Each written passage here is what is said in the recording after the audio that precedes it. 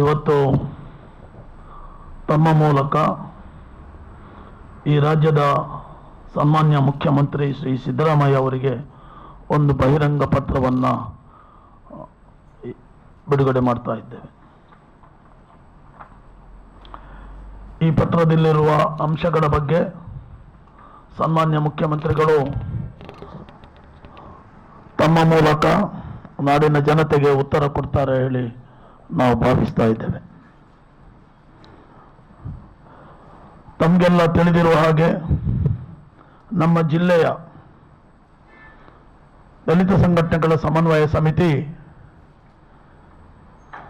ದಕ್ಷಿಣ ಕನ್ನಡ ಜಿಲ್ಲೆಯಲ್ಲಿ ಡಿಸಿ ಮನ್ನಾ ಭೂಮಿಯನ್ನು ಪರಿಶಿಷ್ಟ ಸಮುದಾಯಗಳಿಗೆ ಮಂಜೂರು ಮಾಡಬೇಕು ಹೇಳಿ ಬಹಳ ಸಮಯದಿಂದ ಹೋರಾಟವನ್ನು ಮಾಡ್ತಾ ಬಂದಿದೆ. ಅದರ ಅಂಕಿಅಂಶಗಳನ್ನು ಅವರೇ ಪತ್ರಿಕೆಗಳಿಗೆ ಮತ್ತೆ ಸರ್ಕಾರಕ್ಕೆ ಕೊಟ್ಟಿರುವುದನ್ನು ನಾವು ಮತ್ತೆ ಮುಖ್ಯಮಂತ್ರಿಯವರ ಗಮನಕ್ಕೆ ತರುವುದಕ್ಕಾಗಿ ಈ ಬಹಿರಂಗ ಪತ್ರದಲ್ಲಿ ಅದನ್ನು ಸೇರಿಸಿದ್ದೇವೆ.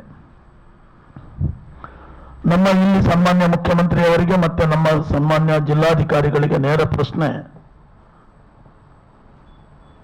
ಪರಿಶಿಷ್ಟ ಜಾತಿ ಜನ ಅಥವಾ ಪರಿಶಿಷ್ಟ ಬುಡಕಟ್ಟುಗಳಿಗೆ ಮೀಸಲಾದ ಯಾವುದೇ ಜಮೀನು ಅದನ್ನು ಯಾರೇ ಅತಿಕ್ರಮಣ ಮಾಡಿದರೆ ಅಥವಾ ಅದರ ಅನುಭೋಗದಲ್ಲಿದ್ದರೆ ಅದು SC/ST prevention of atrocities act ಪ್ರಕಾರ ಅದು ಒಂದು ಶಿಕ್ಷಾರ್ಹ ಅಪರಾಧ.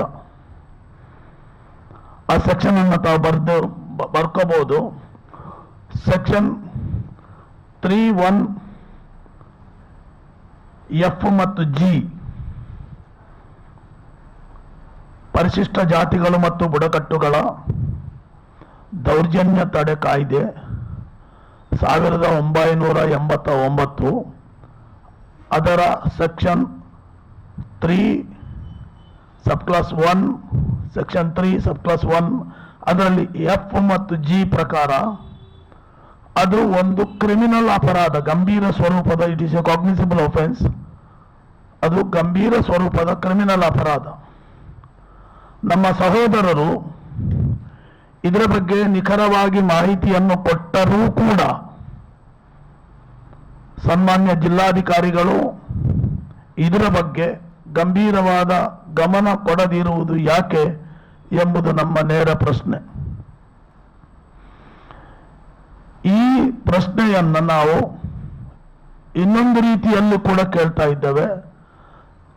ಆ ಕಾಯ್ದೆಯ ಸೆಕ್ಷನ್ 4 ಪ್ರಕಾರ ಯಾವ ಅಧಿಕಾರಿ ಕಾಯ್ದೆಯಂತೆ ಕೆಲಸ ಮಾಡುವುದಿಲ್ಲವೋ ಆತನು ಕೂಡ ಗಂಭೀರ ಸ್ವರೂಪದ ಅಪರಾಧ ಮಾಡಿದಂತೆ ಮತ್ತು ಆತನು ಕೂಡ ಶಿಕ್ಷೆಗೆ ಅರ್ಹನಾದವನು under section 4 of the act.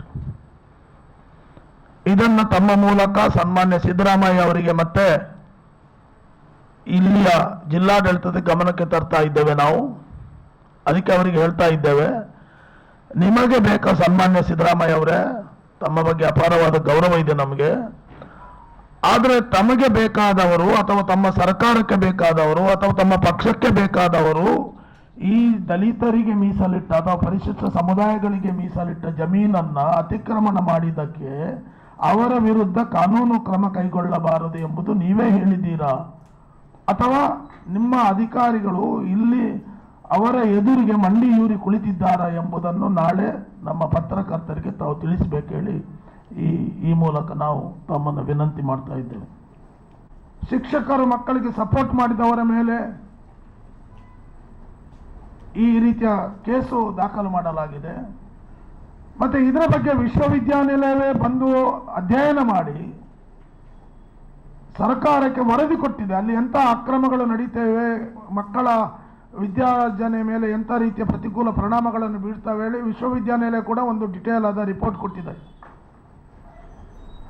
ಇದಲ್ಲದೆ ಸಹಕಾರಿ ಇಲಾಖೆ ಅಲ್ಲಿ ಅದನ್ನು ನಡೆಸ್ತಿರುವಂಥ ವಿದ್ಯಾವರ್ಧಕ ಸಂಘ ಏನಿದೆ ಅದರ ಅಕ್ರಮಗಳ ಬಗ್ಗೆ ತನಿಖೆ ನಡೆಸಿ ಅದನ್ನು ಅಲ್ಲಿಯ ಏನು ಆ ಆಡಳಿತ ಮಂಡಳಿ ಇದೆ ಅದನ್ನು ಬರ್ಖಾಸ್ತು ಮಾಡಿ ಅಲ್ಲಿ ಆಡಳಿತಾಧಿಕಾರಿಯನ್ನು ನೇಮಕ ಮಾಡಬೇಕು ಹೇಳಿ ಸರ್ಕಾರಕ್ಕೆ ಶಿಫಾರಸು ಮಾಡಿದೆ.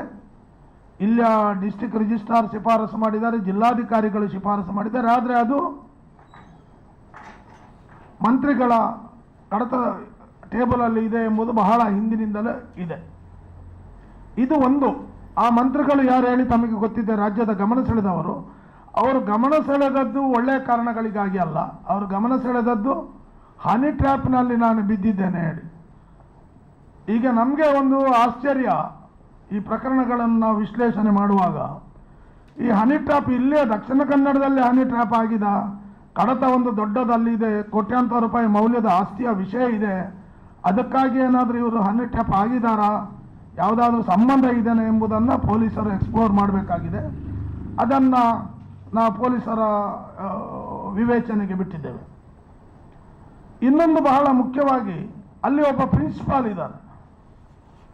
ಅವರು ಯಾವ ರೀತಿಯಲ್ಲಿದ್ದಾರೆ ಹೇಳಿದರೆ, ಯಾರು ಅಕ್ರಮಗಳನ್ನು ಮಾಡ್ತಾರೆ ಅವರಿಗೆ ಸಪೋರ್ಟ್ ಮಾಡ್ತಾ ಇದ್ದಾರೆ. ಅಲ್ಲೇ ಜನ ಹೇಳ್ತಾ ಇದ್ದಾರೆ ಅವರು ಕ್ರಿಶ್ಚಿಯನ್, ಬಟ್ ಅವರು ದಲಿತ ಎಂಬ ಹೆಸರಿನಲ್ಲಿ ಎಲ್ಲರಿಗೆ ಟೀಚರ್ಸ್ಗೆಲ್ಲ ಹೆದರಿಸಿ ಏನೆಲ್ಲ ಮಾಡ್ತಾ ಇದ್ದಾರೆ ಎಂಬುದನ್ನು ಹೇಳ್ತಾ ಇದ್ದಾರೆ.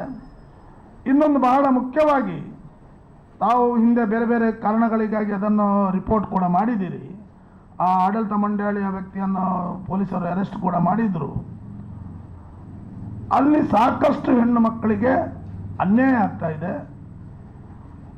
ಅಂತ ಒಂದು ಅನ್ಯಾಯಕ್ಕೊಳಗಾದ ಒಬ್ಬರು ಹೆಣ್ಣು ಮಗಳು ಅದನ್ನೆಲ್ಲ ಮೆಟ್ಟಿ ನಿಂತು ಅದನ್ನು ಪ್ರತಿಭಟಿಸಿ ಆ ಕಾಲೇಜೇ ಬೇಡ ಹೇಳಿ ಸರ್ಕಾರದಿಂದ ಆದೇಶ ಮಾಡಿಸಿಕೊಂಡು ಒಂದು ಸರ್ಕಾರಿ ಕಾಲೇಜಿನಲ್ಲಿ ಬಹಳಷ್ಟು ವರ್ಷ ಸೇವೆ ಸಲ್ಲಿಸಿದರು. ಅವರ ರಿಟೈರ್ಮೆಂಟ್ನ ದಿನ ಬರುವಾಗ ಅವರು ಆ ಕಾಲೇಜಿಗೆ ಹೋಗಿ ಅಲ್ಲಿ ರಿಪೋರ್ಟ್ ಮಾಡಬೇಕಾಗಿರೋದ್ರಿಂದ ಮತ್ತು ಅವರಿಗೆ ಥ್ರೆಟ್ ಇದ್ದುದರಿಂದ ಸರ್ಕಾರದ ಅಂದರೆ ಆಯುಕ್ತರ ಕಚೇರಿಯ ಗಮನಕ್ಕೆ ತಂದು ಆ ಕಾಲೇಜಿಗೆ ಹೋಗಿ ಅವರು ರಿಪೋರ್ಟ್ ಮಾಡಿಕೊಳ್ಬೇಕಾಗಿತ್ತು. ಆಯುಕ್ತರ ಆದೇಶದಂತೆ ಅವರು ಆ ಕಾಲೇಜಿಗೆ ಈ JD ಆಫೀಸ್ನ ಆಫೀಸರ್ ಜೊತೆ ಹೋಗಿದ್ದಾರೆ. ಕೊನೆಯ ದಿವಸ ಅಲ್ಲಿ ರಿಪೋರ್ಟ್ ಮಾಡಿ, ಯಾಕೆಂದರೆ ಅದು ಪೇರೆಂಟ್ ಇನ್ಸ್ಟಿಟ್ಯೂಷನ್ ಅವರು ಬರ್ತಾರೆ ಮತ್ತು ಅದನ್ನು ಕಾಲೇಜಿಗೆ ಕೂಡ ತಿಳಿಸಲಾಗಿತ್ತು. ಬರ್ತಾರೆ ಎಂಬ ಕಾರಣಕ್ಕೆ ಕಾಲೇಜಿಗೆ ಬಾಗಿಲಾಕಿದ್ದಾರೆ. ಇದು ಎಲ್ಲಿ ಸಹ ನಾನು ಇಂಥ ಒಂದು ಪ್ರಕರಣವನ್ನು ನೋಡಿಲ್ಲ. ಒಬ್ಬರು ಶಿಕ್ಷಕರು ಆ ಕಾಲೇಜಿನ ಅದವರಿಗೆ ಪೇರೆಂಟ್ ಇನ್ಸ್ಟಿಟ್ಯೂಷನ್ ಅಲ್ಲಿ ಕಿರುಕುಳ ತಾರದೆ ಬೇರೆ ಕಾಲೇಜಿಗೆ ಬಂದು ಅಷ್ಟು ವರ್ಷ ಬೇರೆ ಕಾಲೇಜಿನಲ್ಲಿ ಪಾಠ ಮಾಡಿ ಒಳ್ಳೆ ಶಿಕ್ಷಕ ಎಂಬ ಹೆಸರು ಗಳಿಸಿ ಕೊನೆಯ ದಿವಸಕ್ಕೆ ಅಲ್ಲಿ ಹೋದರೆ ಕಾಲೇಜಿಗೆ ಬಾಗಿಲಾಕಿದ್ದಾರೆ. JD ಆಫೀಸ್ನ ಅಫೀಷಿಯಲ್ ಯಾರನ್ನು ಡೆಪ್ಯೂಟ್ ಮಾಡಿದ್ದಾರೆ ಬೆಂಗಳೂರು ಕಚೇರಿಯಿಂದ ಅಂತವ್ರು ಹೋದಾಗ ಅದರ ಬಗ್ಗೆ ಡೀಟೇಲ್ ಆದ ರಿಪೋರ್ಟ್ ಕೊಡ್ತಾರೆ JD ಅವರು. ಇಂಥ ಒಬ್ಬ ಪ್ರಿನ್ಸಿಪಾಲನ್ನು ಸಸ್ಪೆಂಡ್ ಸೇವೆಯಿಂದ ಅಮಾನತು ಮಾಡಬೇಕೇಳಿ ವರದಿ ಕೊಡ್ತಾರೆ. ಆದರೆ ಏನೂ ಆಗುವುದಿಲ್ಲ.